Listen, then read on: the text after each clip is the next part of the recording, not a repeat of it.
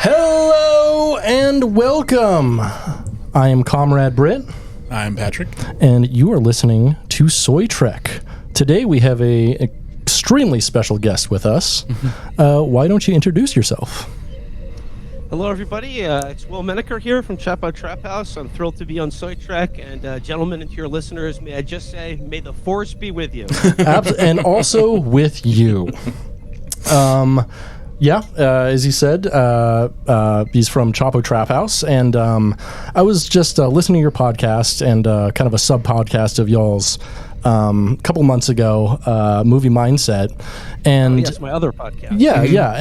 And you mentioned, I think you were doing a review of Hellraiser, and you mentioned Andrew Robinson in that film, and and then you extolled his his glorious performance as Garrick on DS9, and I was like, is Will a Trekkie? And then on another episode, you mentioned Tony Todd and his relation to Star Trek, and I'm like, oh, this motherfucker loves DS9. I'm deep.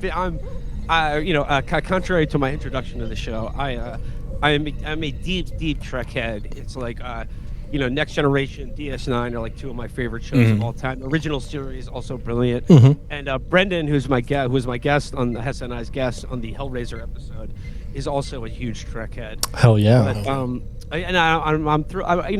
The episode you've selected for today had but a smidgen of Andrew Robinson in it. But any Star Trek episode that you see guest starring Andrew Robinson, as you know, it's going to be a little extra special.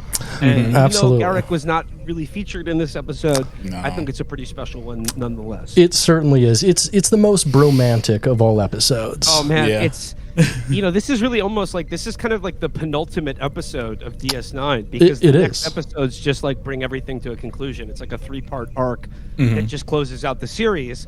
So I really like that in this sort of ultimately penultimate episode of DS9, they give us the final and ultimate Bashir and O'Brien episode. Absolutely. Really takes it there with their relationship, and sort of makes the subtext a little bit more textual about how much they love each other. Absolutely. And how much they hate Keiko.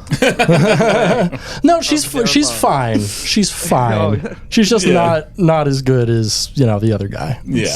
You can't compete. Replicate rolling pin.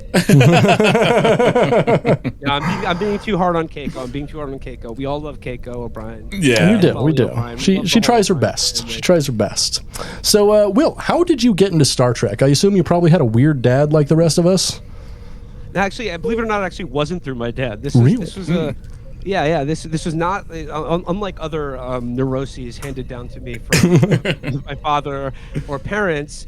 This is one that I developed totally on my own. Growing up as just something of a cool kid who was always into science fiction and comic books.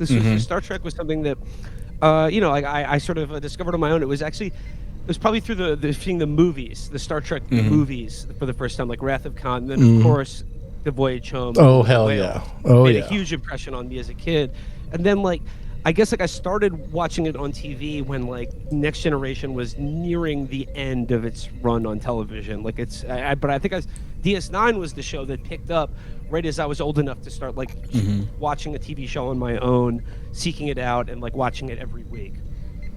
Lovely. And one more question before we get into this episode: have you watched any, or do you have any feelings on new Star Trek? The less said, the better. I do have feelings on the new Star Trek shows. I will say, Strange New Worlds was pretty okay. Yeah, it's serviceable. It was all right. The other ones, ooh boy. Yeah, it's hit and miss. It's rough. I would honestly, they massacred my boy. I watched the new Trek. I reluctantly but honestly do love their children's series Prodigy, which I think is often maligned and overlooked. I have not seen that one. It's actually surprisingly good. Lower Decks is very hit and miss.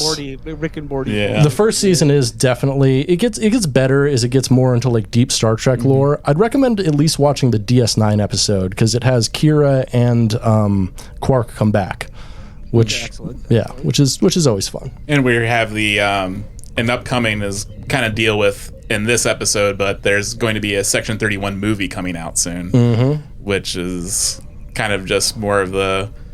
Oh, boy. Yeah. Like, originally it was going to be a series, Lord, but... Go and go. Real quick, guys, I don't see it's like the reverse side is recording on my end. Is that a problem? No, I've got it. You're all just recording locally? Okay. Yeah, I am.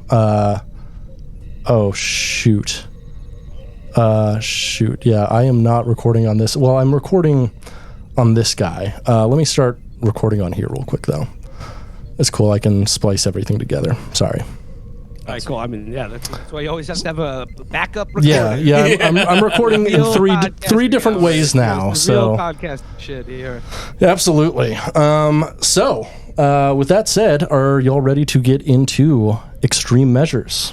Absolutely. Let's do it. All right. So, DS9's Extreme Measures is the 23rd episode of the 7th season. There's only 2 episodes after this, and it's like a 2-part arc. So, this is ostensibly the penultimate episode. It first aired on May 19th, 1999, and it's the 171st episode of DS9.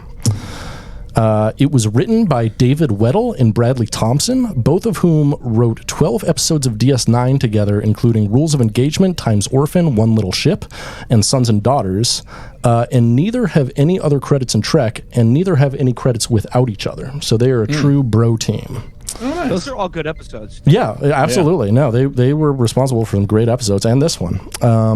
It's directed by Steve Posey, who did 4 episodes of DS9 entirely in Season 7 and has no other Trek credits. He went on to direct some Babylon 5, Xena, Hercules, and Buffy. Yeah. So, we open on a medical officer's log from Bashir. Chief Medical Officer's log, stardate 52645.7. Colonel Kira, Garrick, and Odo have returned to the station. Despite my best efforts, I have yet to make any progress finding a cure for Odo's disease. So over in Medbay, Odo is scanned by Bashir, and Bashir asks how long he has left. And Bashir doesn't know. Odo's looking like he's trying to morph into a fucking old pastry with how hard he's peeling over here. It's really disgusting. Very flaky. Very flaky. So he's peeling. He be peeling. Our boy be peeling. So Odo presses on a time frame, and Bashir gives him 1 week, just like the smash hit from the Bare Naked Ladies. Maybe 2 weeks with Nadion therapy. Bashir tells him not to give up hope. Odo asks to see Kira, who he is deeply in love with. That's his girlfriend. Kira enters wearing the Starfleet uniform, unlike usual, and she's looking fire in the Starfleet uniform. She consoles him, and he asks her to leave and go fight in the Resistance, but she tries to stay. He says she watched Vedic Bareil, her old boyfriend, die in the very same room, and he doesn't want the last memory of him to be dying.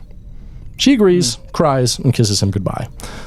Now, although I'm not a huge fan of the Kira Odo romance, I think the scene kind of like... Didn't she lose another lover tragically? Yeah, Vedic Bareil. The Resistance guy? Yeah, Vedic Bareil, the guy who's like completely cardboard and just like, I don't know, talks like a youth group pastor. No, there was Vedic Bareil, and then after him... Oh, yeah. She that other... Guy, the other boring white guy. President of Dajor or something. Yeah. Right. Yeah, she's... Get him out of the way. They really gave her, like, the worst boyfriends out of... And she really deserved... Well, they had to die. It was all just a holding pattern for our boy, the Changeling. Yeah, but I mean, like, the Changeling is like a fascist collaborator with, like, the fascist government that, like, oppressed her. So, I don't know if he's the best boyfriend. That's why that makes their romance all the, Oh, yeah. It's the forbidden romance, yeah. Yeah, it's, we got the star-crossed lovers. Yeah. It was just keeping order on Tarak Nor, right? Only following orders. All right, so... He never killed anyone himself. He had other people do it for him. Yeah, that's the way you do it. So next we get the only Garrick scene in this entire episode. And I apologize, I thought there was more Garrick in this episode, but I got it twisted.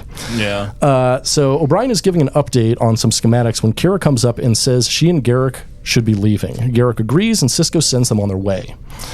And it's still wild to me that they'd include Garrick in any mission just because he's a big liar. Like, well, yeah, but he's come through so many times. Right, exactly. Yeah. You can't trust a single thing he says. He's a huge liability. You never know what he's up to. Right. But come on, like he broke him out of the Jem'Hadar prison with by going in a closet for like 50 hours at a time. Yeah. I mean, he's in the closet this entire series. Garrick is an A1 S tier operator. I can include him on any mission. He certainly is an operator. He is effective, but he is still a liar, and you don't know if you can trust him because he has double-crossed Starfleet several times at this point. He saved Odo's life like a few episodes beforehand, like, you know. So after torturing him. Yeah. Okay. I mean, it all made it better. You know, you torture him for a little while, and then you save his life. That's how it works. And then you trust him. Is this how friendships happen, Patrick? Yeah, absolutely. We're going to have a talk later. So after they leave, Sisko and Bashir, Sisko asks Bashir if there's anything he needs, and his boyfriend O'Brien admits that they're looking into non-medical avenues, specifically trying to lure a member of Section 31 over to DS9.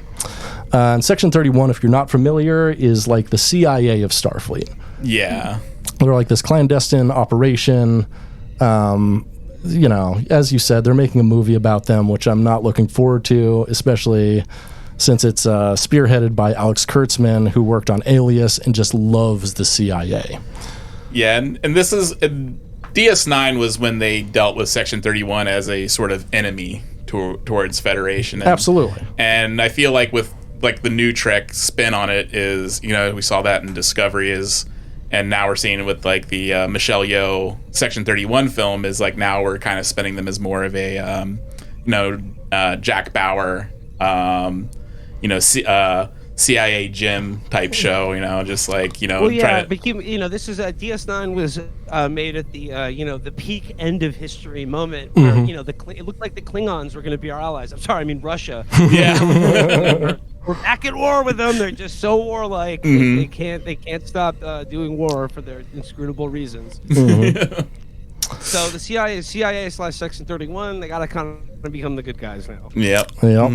So they believe that Section 31 were the people to infect Odo with the disease in the first place. Sisko plainly calls this genocide, which is... Oh, wait, the CIA is doing genocide? Yeah, whoa. Stop the precedent. Yeah, it's unique, yeah. Really pulling a fast one there. Sisko asks... They're probably jumping at the bit because, how many, how many coups of like South American countries can they do now in like a post-scarcity world, That's true. They got nothing to do on Earth. They got absolutely nothing to do other than put people in the president's cabinet and whatnot. Right, which would tell you maybe so at that point give Odo space syphilis. They're dedicating all of their resources towards a new strain of syphilis. Like, there's like, what have our boys got overseas? Let's see what we got. So Sisko asks why they didn't tell him sooner, and Bashir admits he knew that Sisko would snitch to Starfleet on them and send Section 31 deeper into hiding, which is something you just shouldn't tell your boss, I think, but okay. Yeah. Bashir lays out a plan to lure a Section 31 operative to the station, capture them, find out everything they know about the disease. Sisko asks how he plans to do that, and Bashir has come into possession of a Romulan memory scanner, a device Section 31 had already tried to use on him to no effect and is illegal in the Federation. And it's weird to me that they don't just get a fucking Vulcan at this point to do a mind meld or something. Like, they have this technology. That's illegal too. Actual mind meld goes against the Federation Charter. No, that's true. So does this. This is stolen Romulan technology that they're... Yeah, well, I mean, it's funny that, Sisko would rat on them to Starfleet. I mean, Sisko's a guy who's gotten his hands fucking really dirty so far, and which Bashir and O'Brien don't know about. They him and Garrick capped the Romulan ambassador to get him to enter the war. Yeah, Sisko is he's blooded deep at this point. So the idea that he would be concerned about a Romulan mind device on this guy. Right. I think Bashir does have some idea though, because in the Pale Moonlight, Bashir is the only person to actually stand up to Sisko, and it's like, I'm not going to give you that biogel or whatever he wanted. Yeah, he never really followed up on that. He's just like, well, I'll get you this biogel, but and he's like, I'm going to write a report bad about it. Yeah, he wrote a report about it and went home. So Cisco calls this a morally gray long shot, and Bashir insists it's the only shot they have, which really, like... That's always a tagline for DS9. Yeah, it's like the last 4 seasons of DS9. A morally gray long shot. Or that, yeah, and it's beautiful. We get the opening... Yeah, it's the best Trek ever because of that. Absolutely. Yeah. Opening credits at 7 minutes and 40 seconds. I think it's a great cold open. It tells us exactly what we need to know and what we're in for in this episode. I mean, not exactly. It gets, like, so bro-y, and it fucking rocks. Like, this is like that movie I Love You Man, but without the Rush cameo. It's also Inception, because they basically introduce like the Inception technology in this. They do. They go full-time Inception mode in this episode. And as we get further into the plot, this episode either indulges in or establishes several of the now shop-worn tropes involving entering someone else's mind like it's a video game.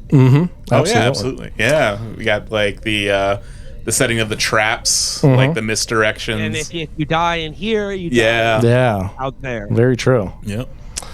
I wonder if did that originate with this episode, do you think? Like the movie, I'm going to say yes. The movie Inner Space has a lot of that kind of same conceptual stuff, I think. Okay. Yeah.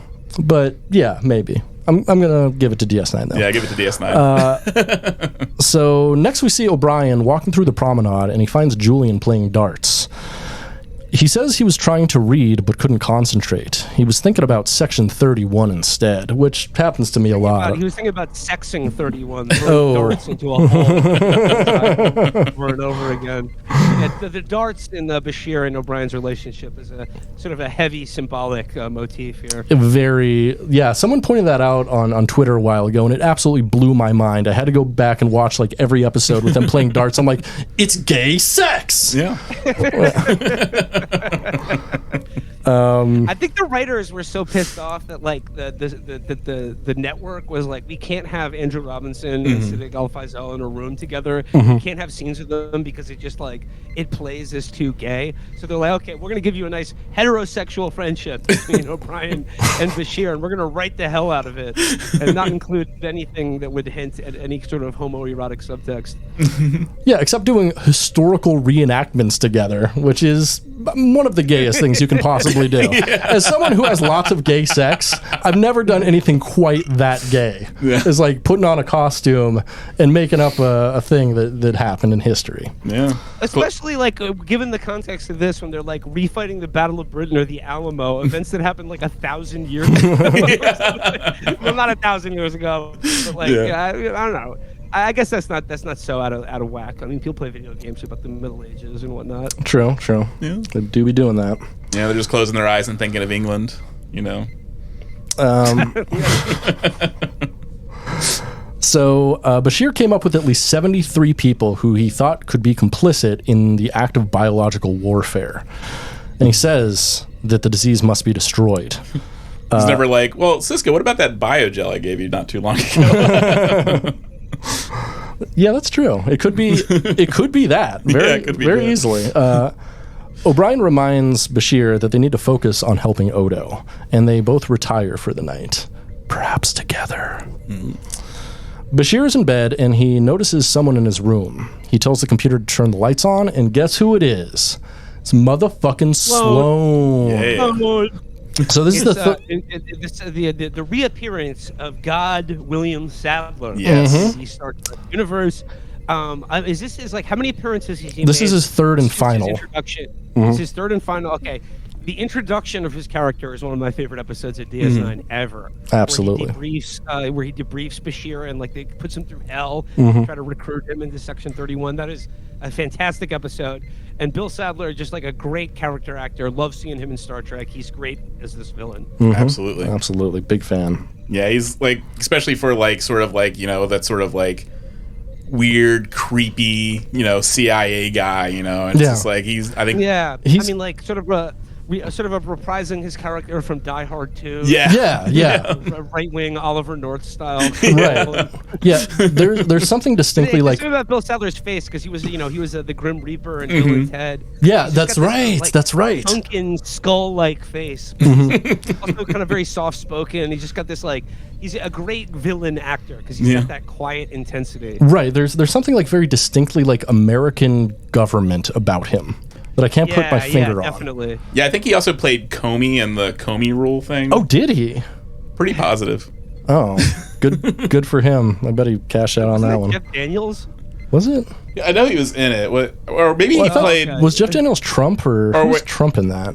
The guy was Trump. Oh, that's right. He was actually pretty good in that. He was really good. He was really good as Trump. Yeah, that whole thing was kind of a mess. But like his... I mean, like the TV show sucked. The TV show was terrible. Yeah. Brendan Gleeson was hilarious as Trump. Yeah. Oh, yeah. Yeah. So Sloan shows up in Bashir's room, and he's the ostensible figurehead of Section 31. No, I'm sorry. He played Michael Flynn. That's even more appropriate. That makes sense. That makes so much sense. He did. Oh yeah, he's totally Flynn-pilled. This guy's got he's been typecast. Yeah. So Bashir says this is a coincidence because he has an assignment for him. Sloan does, and but then he captures Sloan in a force field. Bashir calls O'Brien, and O'Brien heads over. Bashir says he wants to find a cure for Odo's disease. Sloan thinks he already has a cure, but that was just bait to get Sloan there. So apparently Bashir put out like a call to Starfleet saying, I have a cure for the disease, and then just Sloan shows up. Very, very CIA of him. He appears that the student has become the teacher. Indeed. Of intelligence and subterfuge. How the turntables. So he asks what Bashir thinks he's going to do with him in a force field, and Bashir turns off the force field and shoots him. Absolutely baller move. Like, I wish it was on kill. That would have been the sickest shit of all time. So later, I mean, like, as it turns out, they didn't actually need him alive, so that would have been sick if he did just kill him. Yeah, it's like, oh shit, the phaser was set to kill. Fuck. So later, Sloan wakes up lying down in a force field, and Bashir and O'Brien are going over some equipment. Sloan makes some vague threats, but Bashir shrugs them off and tells Sloan he's going to get a cure out of him and shows Sloan his Romulan mind probes. Sloan begs and tells Bashir that the cure can't fall into the hands of the Founders.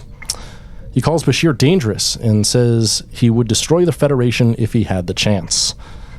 Suddenly, he says, I misjudged you as an idealist, but you're a dangerous man. Mm-hmm. Yes, absolutely. And they talk about chomping on that cyanide capsule.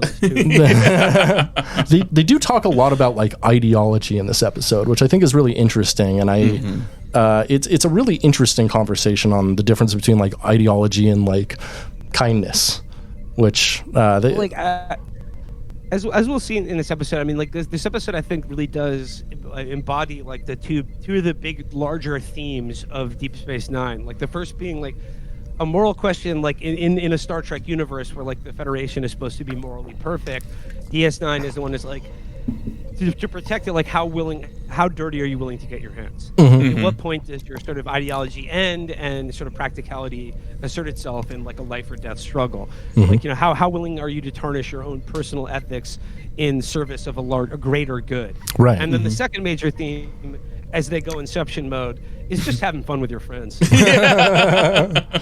Just taking your best friend in some other guy's mind, you know. Oh yeah, and also hijinks. This DS9 is built on hijinks. A little gay with the homies.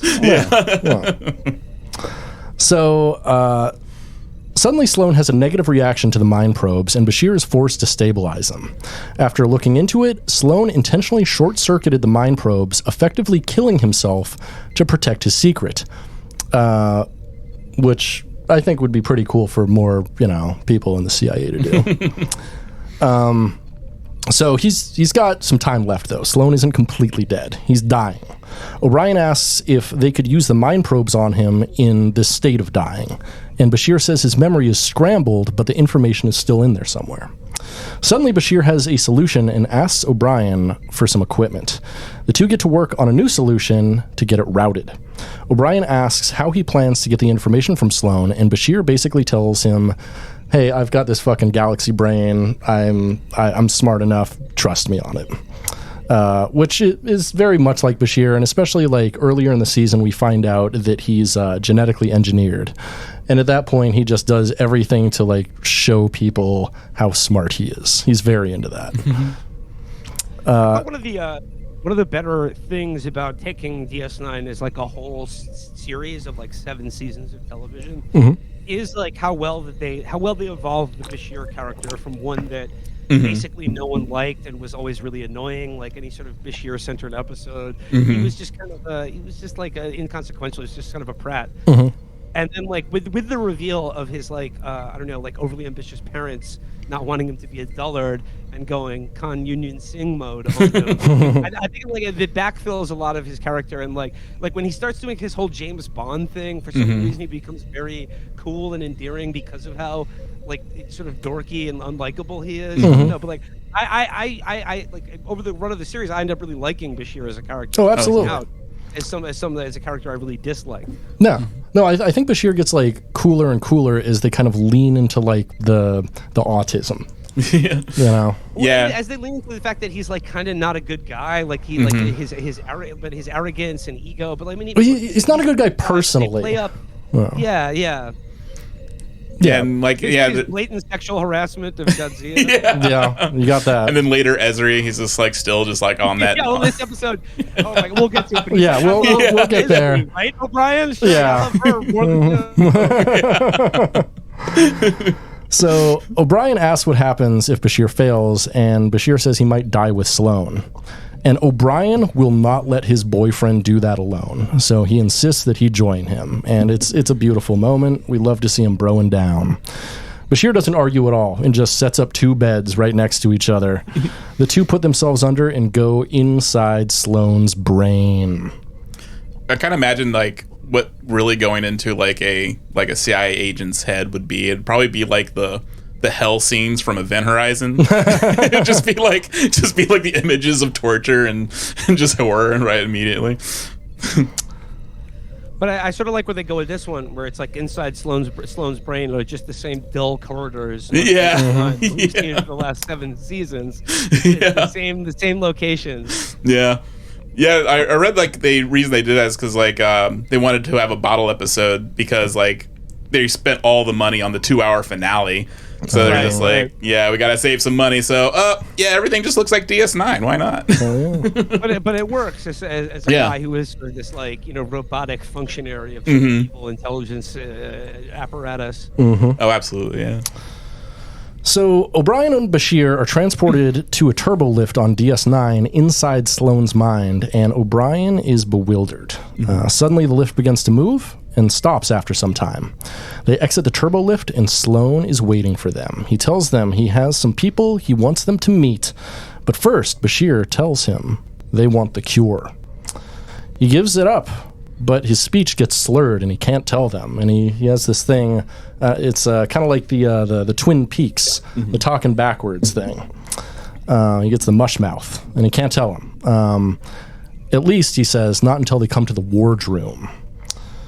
So in the wardroom, all of Sloan's friends and family are there. Sloan apologizes to Bashir and O'Brien for all the pain he might have caused them due to his clandestine duty to Section 31. I'm sorry, he says that to his family and friends.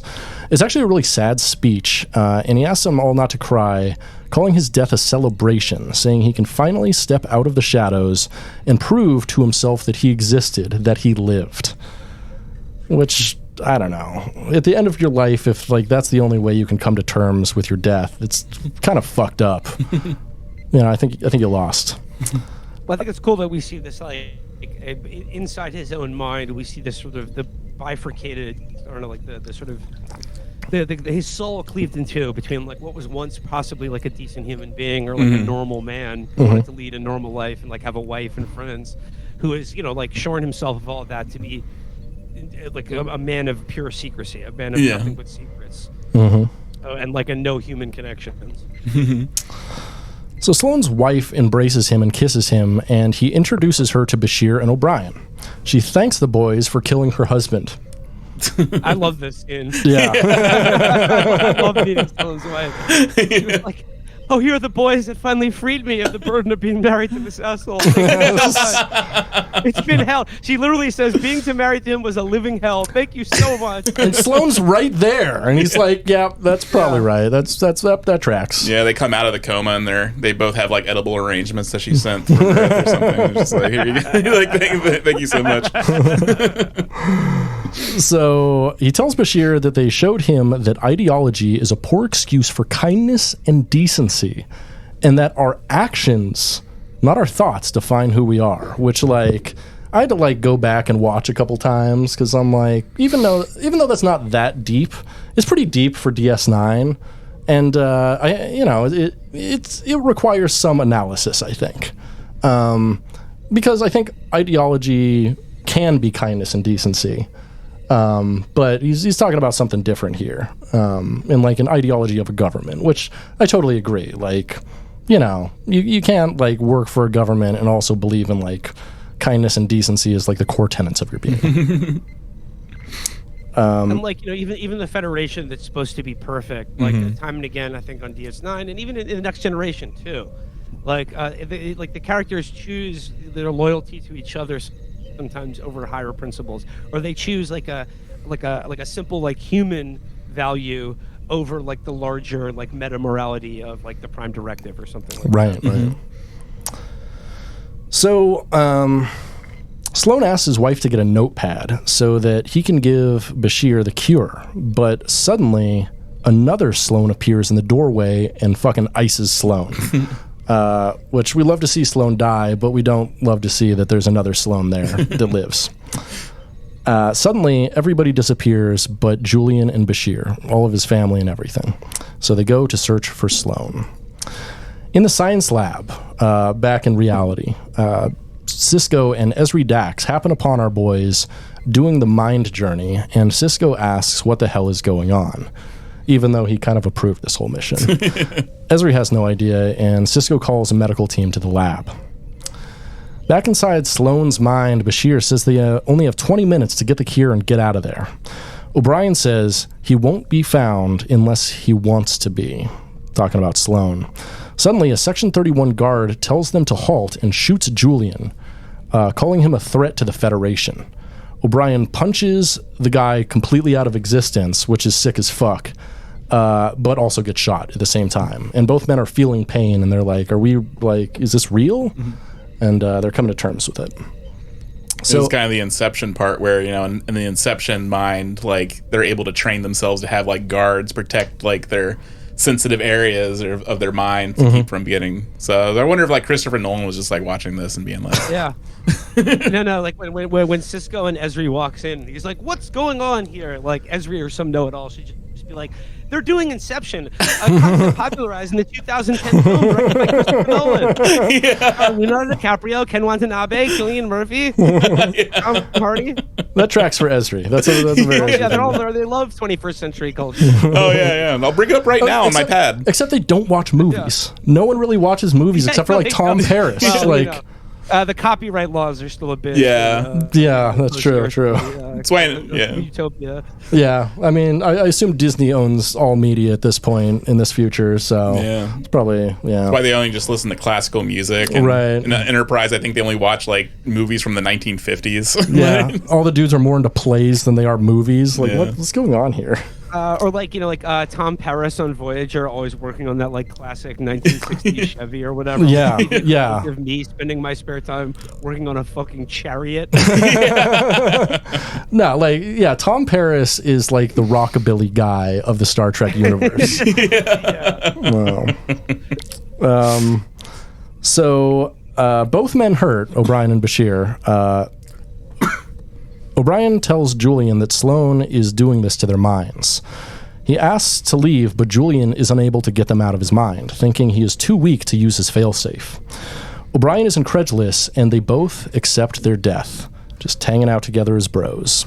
O'Brien says his wife won't understand, but Bashir says she'll understand that he did it for him. which is like a really touching moment. You're like, man, these guys are gay. Well, I love earlier where he go like O'Brien, like when they're facing death, O'Brien's like, I should have left a note for Keiko, and Bashir's like, nah, it's okay. Yeah. No, she'll get it. We're together. She'll get it. Yeah. She comes into the room. Yeah, like, and this is like, like this is where Julian. This is where their bromance is really tested, because this is where O'Brien introduces the idea that Keiko says of them, she always said I liked you more than I liked her. And Bashir's like, that's ridiculous. And they have I love my wife, but what about all the times we spent playing the Alamo together? And this is when Julian, of course, confesses his love for Ezri. Right. Jack. And, wink, wink. And he says he loves her more than anything, or something really grandiose like that. Yeah. He loves her passionately. Met her like a few months ago. What are you talking about? I know the Dax symbiote has been passed down, blah blah blah, but this is like a totally. This is have you not learned anything from being around Jadzia? He is not. No. He's very socially awkward. It's like honestly, like it should have been Bashir and Garrick end up together, but they didn't have the bravery to do that at the time. But I mean, it should have been a polycule. It's the 90s. There should have been like 5 people in that polycule. You got like O'Brien, Bashir, Ezri, Keiko, and Garrick. There we go. All eight of Ezri's previous lives. They bring that one girl back that Jadzia made out with. And oh God, one of the most heartbreaking episodes of television ever produced. It was, yeah. The episode where Jadzia and her former lover reconnect. Ooh, that was a tearjerker. It was. So suddenly, after Bashir admits his love for Ezri, a bright light shines from the end of the hallway, and O'Brien thinks they're finally dying. He's like, it's the tunnel. It's that fucking light you see.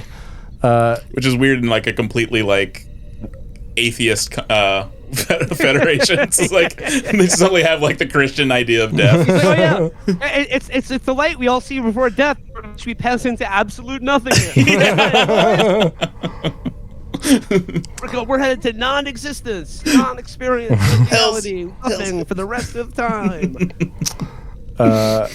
So Bashir says he can't sit and wait for death, and O'Brien says there's one more door to open, and he opens it. Suddenly, Bashir regains consciousness, and O'Brien does too. They're back in the science lab. Cisco asks if they got the cure. Bashir says they didn't, and they'll have to go back in, but Cisco will not risk losing them and does not allow them.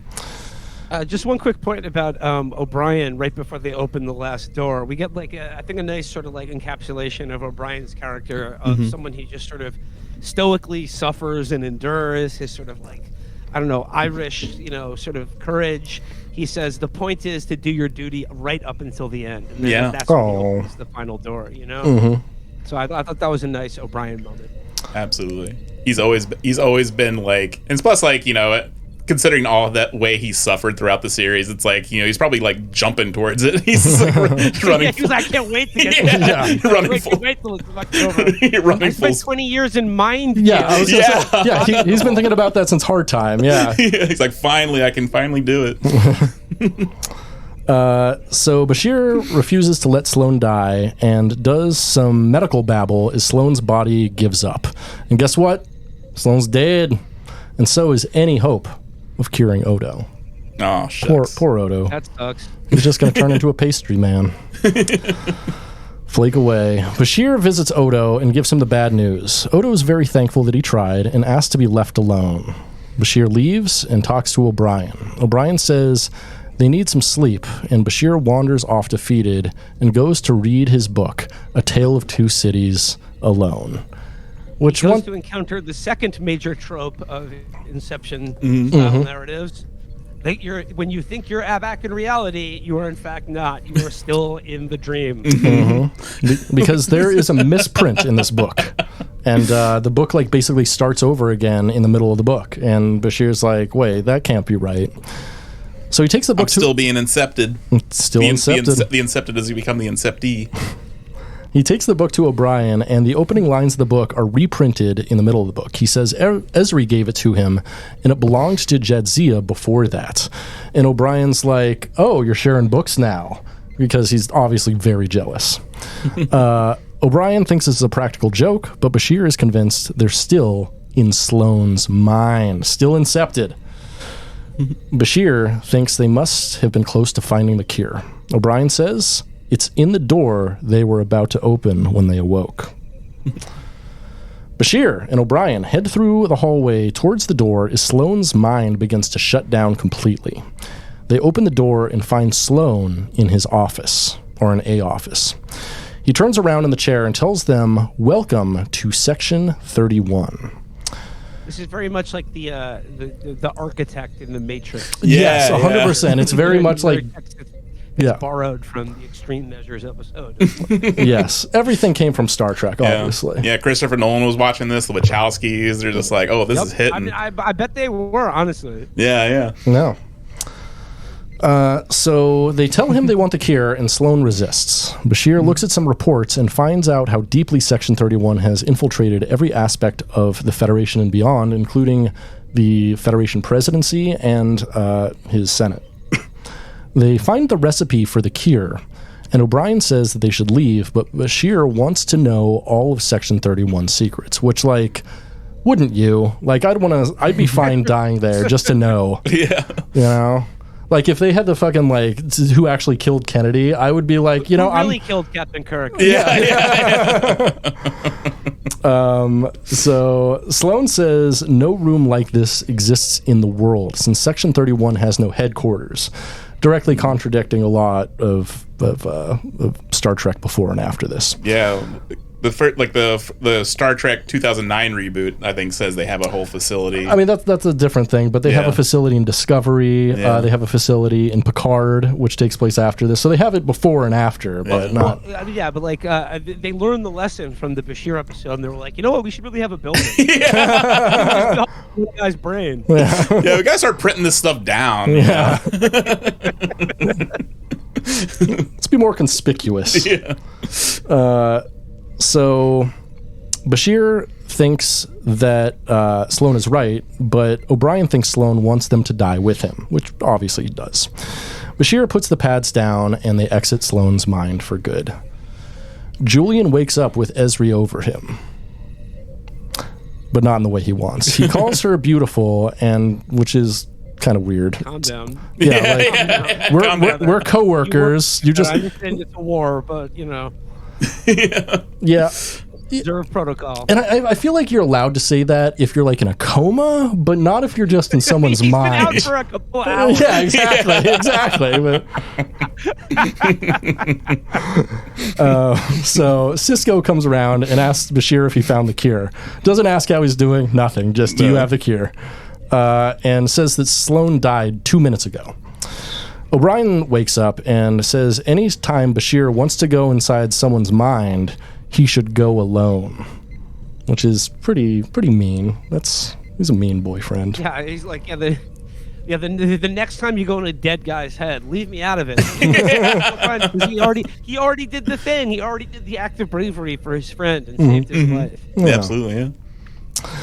So Bashir synthesizes the cure and gives it to Odo. He says it's going to be painful, but he gives it anyway, and Odo immediately reverts to his healthy, a regular, smooth self again, and he smiles. But he's wearing like different clothes for some reason. Like he just came out of it and he decided to like make brand new clothes. Those were his sick clothes. Okay. Those are, you know how you have he like comes out of it, he's wearing a full tracksuit. He's like, nice. Yeah, some good glasses appear on his head. Kappa jumper. and Nietzsche crushed velour. So yep, original Jordans. Later, Bashir is playing darts. You know what that means. Yep. And Bashir asks how long it will take for Odo to be fully back to normal. Bashir says just a couple days. O'Brien steals a bottle of liquor from Quark's, just like reaches behind the counter. And one thing I was wondering here, I thought Quark's never closed. Because Quark's is closed here. I think it was closed for a certain reason.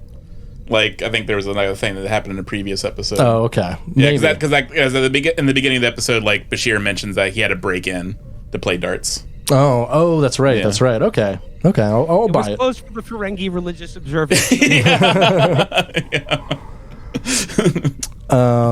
So O'Brien finds a bottle of liquor the Quark is hiding, and he says it's older than Bashir.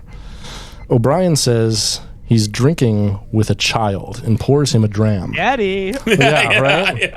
Yeah. They make a toast to Odo. O'Brien asks if they had more time in Sloane's mind, if Bashir would have taken down Section 31. And I don't think he knows how hard that would be. Yeah. Bashir says he doesn't know, but says Sloane made the perfect bait for him, but didn't count on one thing: my boyfriend. O'Brien makes a toast to friendship and says he better get going home to his wife. But after he leaves, he comes back and invites Bashir. And Bashir says he's happy to join. So I think the threesome's happening. And then finally throws a dart, dead bullseye. Oh, yeah. Dead fucking bullseye. It's the best. No, it's exactly. And it's like, Yeah, he's hitting that A spot, like, with that dart. And, like, that's what he's doing. He's just like, I'm hitting that A spot. I'm about to go rock this couple's world. Do you think that suggests that Bashir might be the top? Because I feel like the act of throwing the dart and getting the bullseye is a very, like, penetrative thing, right? And I always clocked Bashir as the bottom. Say so. Yeah. It's a guy like O'Brien. It's always like the rough, muscly guy. Oh yeah, that's true. Yeah. You wouldn't believe how many bears are bottoms. You're like, how does that happen? The rough Union man. Mm-hmm. Yeah, exactly. Yeah. But I mean, I think it's like it's a great catch to the episode because like the thing that Sloane didn't count on, the thing that like O'Brien being there, the thing that like stops O'Brien from dying or having them die inside Sloane's brain, like wanting to know all the secrets, i.e., like you said earlier, this like a call to like a higher ideology, which is like purging Starfleet of this like cancerous genocidal intelligence agency.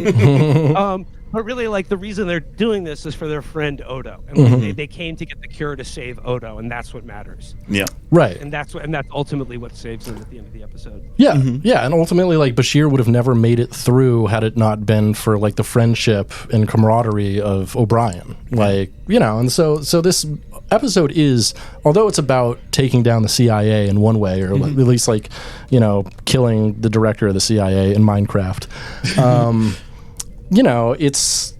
It's about like human connection and friendships. Yeah, the convictions of O'Brien and Bashir were true, whereas like Sloane's like, I'm here to do this for the Federation, but he's I think that's a good stand-in for. I mean, I think all of Star Trek, just like as a whole canon, from the original series to the movies, Next Generation, all of it, is because like obviously like I as a vehicle for science fiction, I've always found it so compelling because I think like it is true science fiction. It is about like sort of transposing real-world moral or ethical or social problems into like a future tableau or canvas in which you can sort of like project like real intelligent thought, and like it's about the interesting of like it's an intellectual show, but really what motors like that kind of dry intellectual consideration is that like all the series and all the movies, it really is about the relationships between this crew and their love for each other, and how that changes and matures and develops, and like how they really all relate to each other.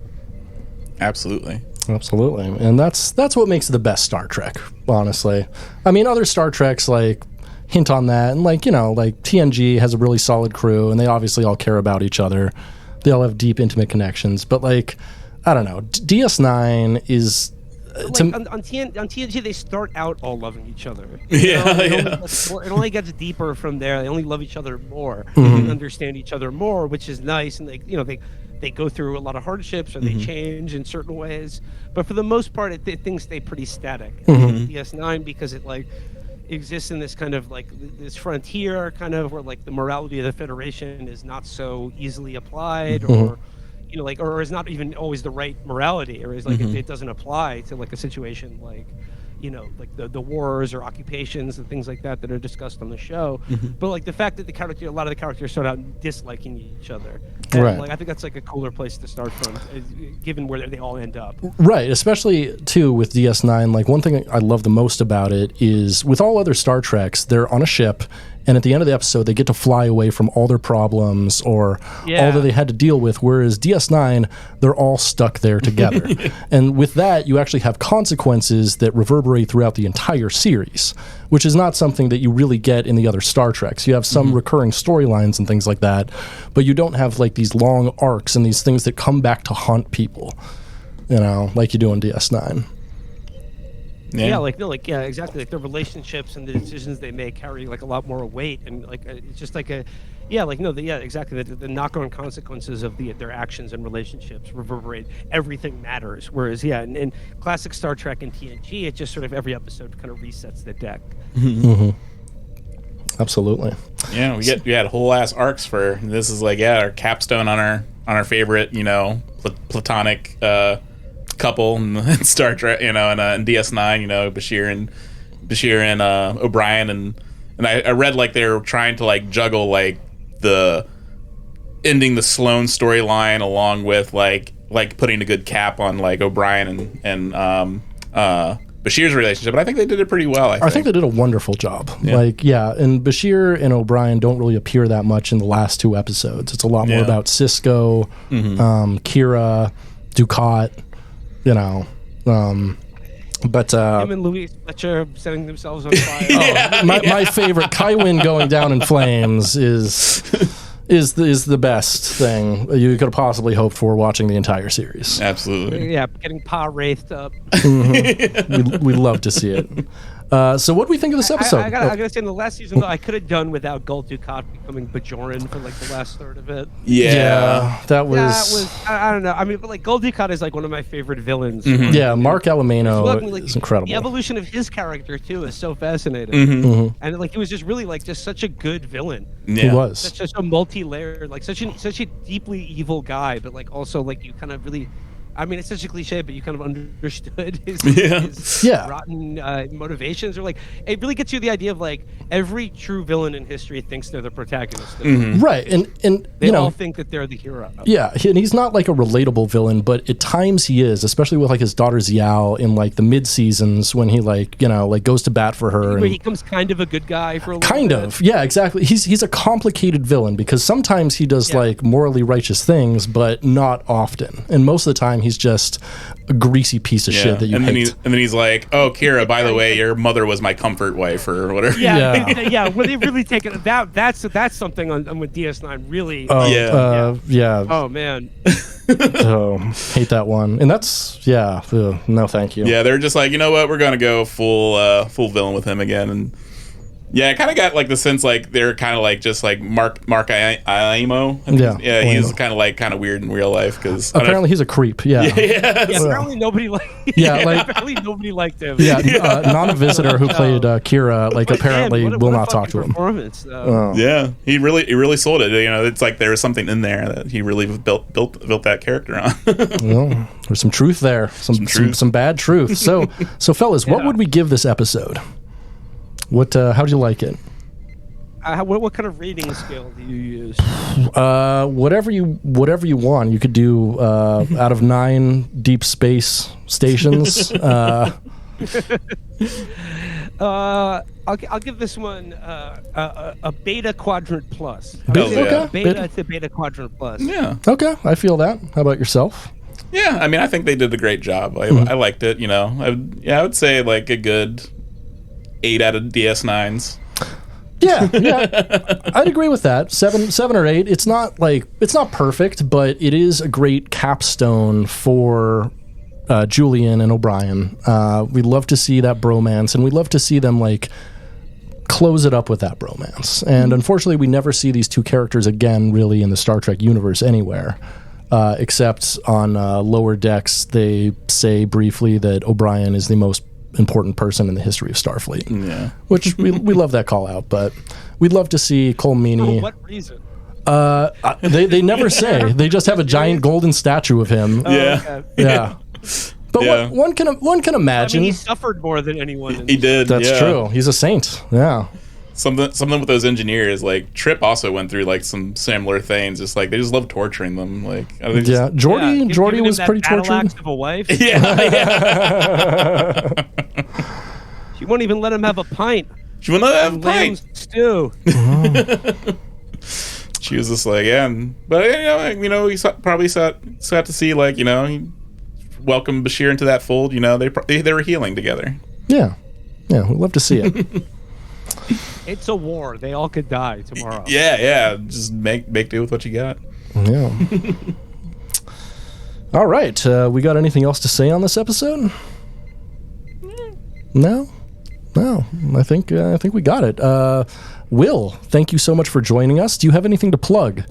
I mean, Chapo Trap House as usual, but I guess I'll give you a little preview here. Movie Mindset Season 2 is coming back in the very in the short-term future. We're talking here. Nice. In spring 2024. As the leaves turn, so too will Movie Mindset be returning. Very much looking forward to that. Yeah. Any themes for the movies you got going, or? I'm keeping that under my hat for now until we officially announce. Oh, nice. To say we're gonna have some very interesting double features for you guys. Hell yeah! I love Movie Mindset. Love all your movie takes.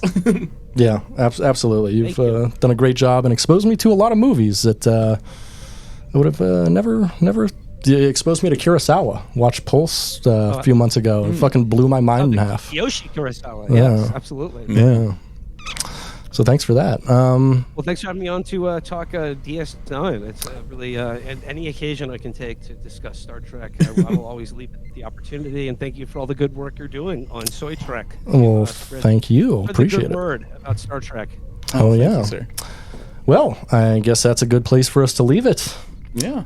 Thanks for hanging with us, Soyagers. Be well, travel safe, and definitely go watch Extreme Measures and go listen to Chapo Trap House. Absolutely. And Movie Mindset. All right. Thanks for trekking with us, soy boys, girls, and other worldly beings. Hang dong and shocker. Soy, soy, soy, soy, soy, soy, soy.